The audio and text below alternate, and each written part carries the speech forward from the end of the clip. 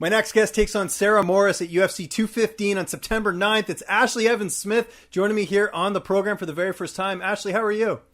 I'm good. Just in between training sessions right now. Perfect. Well, I appreciate you having me as part of your in-between training right now. And it's been a couple months since we've seen you in the cage.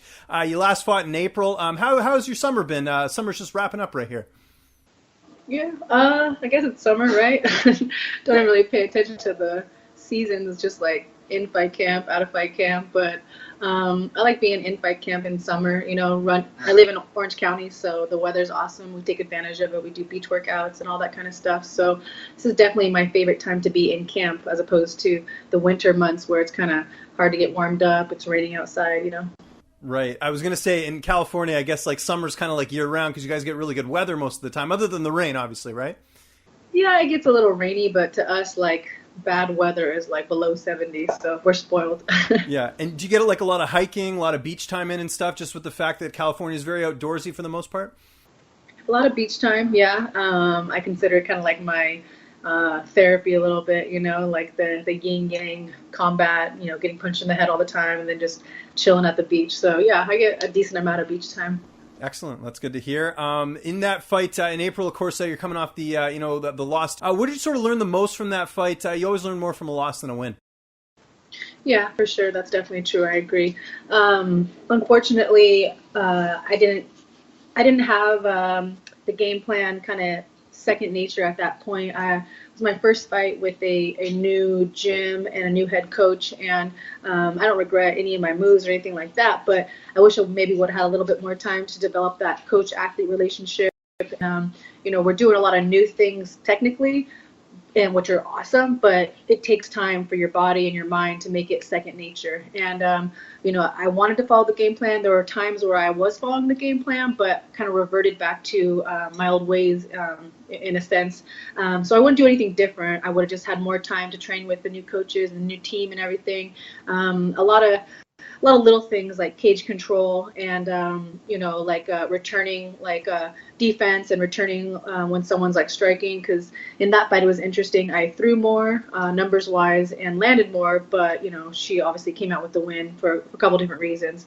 But yeah, I learned a lot and we took a lot back and I've definitely become a better fighter. And I think everybody's going to see it in this fight. Yeah, and it's nice to have a full camp where you've kind of been, fully adjusted and everything, so we'll get to see that in this fight. And let's talk about the matchup. Sarah Moras, when you heard that name, was that surprising at all? Did you even know she was still on the roster? She's barely fought in the last couple of years.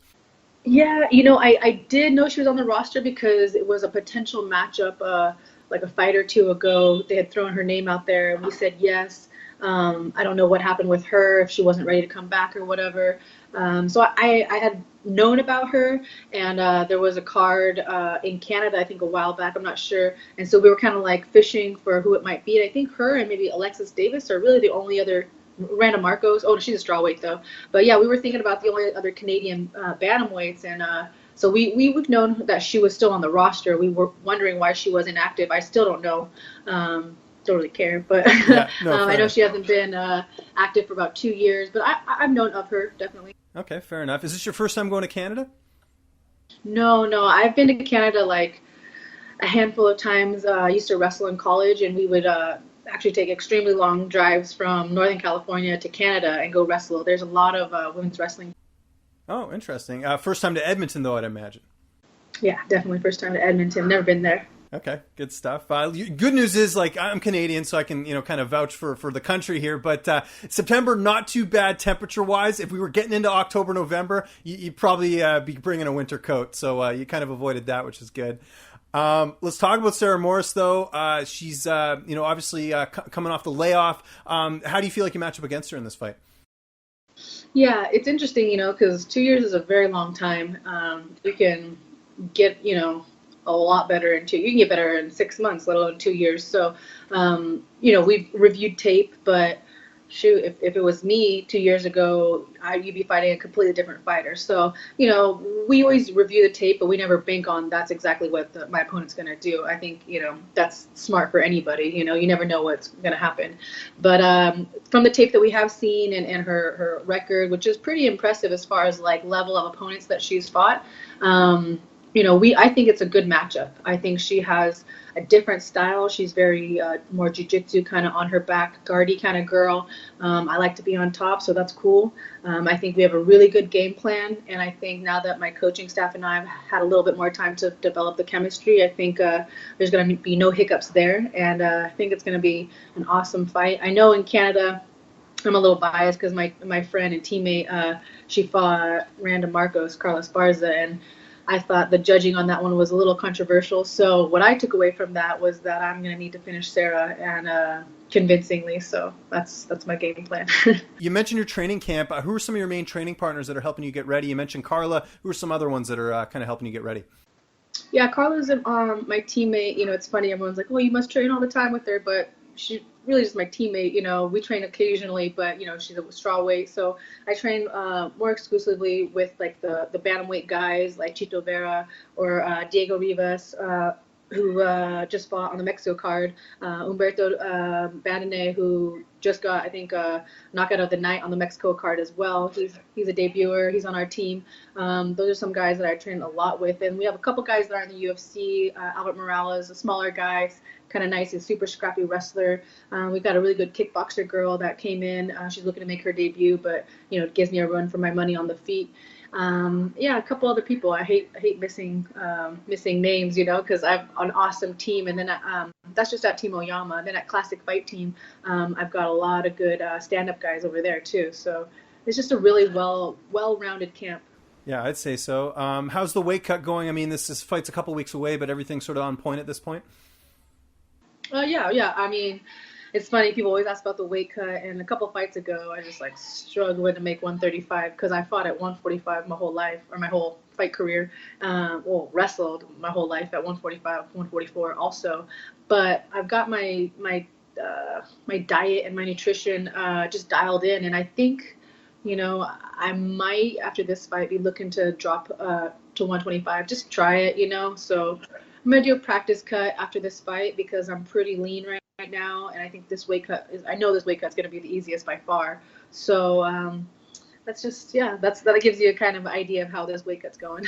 Well, you just mentioned the crystal ball there about potentially going down to 125. Is there anyone you'd like to have your flyweight debut in the UFC against? I don't know, honestly, because there's so many really good straw weights going up and bantamweights going down. There's so many girls. Well, I'll throw one out there for you. Maybe take the winner of this fight. Paige Van Zant's fighting Jessica Ai. Is that a fight you'd be interested in? Oh yeah, I've had when you have a feeling you're gonna fight someone. I've had a feeling I was gonna fight Jessica Ai for a while now, and then Paige is just would be a very what's it called like a headliner, like a billboard fight when when you fight a big name. I forget what you call it, but headliner, I think, yeah. Something like that, where it's it's good. It's like a win-win kind of, So yeah, I would take either of those fights in a heartbeat. How do you see this fight unfolding on September 9th? Obviously, you're going to win. You wouldn't have taken the fight, but how do you sort of see it ending? I mean, I feel really confident with my game plan these days. I'm learning that it's not so much focusing on what they're good at, it's focusing on what you're good at. And I'm feeling really good with my ground and pound, my takedowns, and as opposed to the last fight, the cage control and that kind of stuff. I learned a lot of lessons. So if I had to be really detailed and specific, I'd say I'm going to take this girl down, or she's going to do some kind of weird funky jiu-jitsu shit and pull guard, and I'm just going to ground and pound her until the judge pulls me off. Before I let you go here, we talked a little bit about, obviously you going to do the beach workouts and stuff like that. Are you a Netflix watcher at all? Do you watch TV at all? What would I find you watching these days? I'm not really, because by the time I get home, I have a really late last session. It's at 8 o'clock, so get done around 9:30. Sometimes get home at 10, shower. You know what I mean? It's just, I hear you. Yeah, it's tough to fit all that in. I read a lot these days, because as you know, on Netflix, you click the button and you watch an episode. It's then it takes you to another episode and another episode. It's the wormhole, right? Yeah. So I'm the kind of person that I will never fall asleep during a movie because I need to know how it ends. So if I'm reading a book, it kind of puts me to sleep. So I tend to read more when I'm in fight camp. Excellent. What's a good book you've read recently you can recommend to my listeners? I'm reading right now called The Go Giver, and I'm halfway through it. It's pretty like morally, like just how to be a good person kind of. It's a good book. I've read Mind Gym before that, and just random books too. I'm a nerd. I like crime books also. Nice. Okay, good stuff. Like, were you someone who like read like Nancy Drew and Hardy Boys when you were younger? Yeah, I read a lot of that stuff. Yeah, anything with any kind of like crime plot, I've read it. Good stuff. Well, we certainly got to check out this fight. It's UFC 215 coming up here on September 9th. Ashlee, I can't thank you enough for joining me here in between training. Where can people find you on social media? And if you got any thank yous or shout outs, the floor is yours. Yeah, my social media is pretty much the same across the board on Twitter, Instagram, all that. It's just my name, Ashlee, Ashlee MMA. And then, yeah, all my sponsors are awesome. Basic for my meal prep. My management company has been pretty awesome. Janice, my team Oyama, Classic Fight Team, and 10th Planet. Sorry, my dog. And then, yeah, I mean, I'm probably forgetting some sponsors, but Cartel Inc. and Peaky Star are my clothing sponsor. They pretty much pay my bills, so got to thank all those guys. But, yeah, that's about it.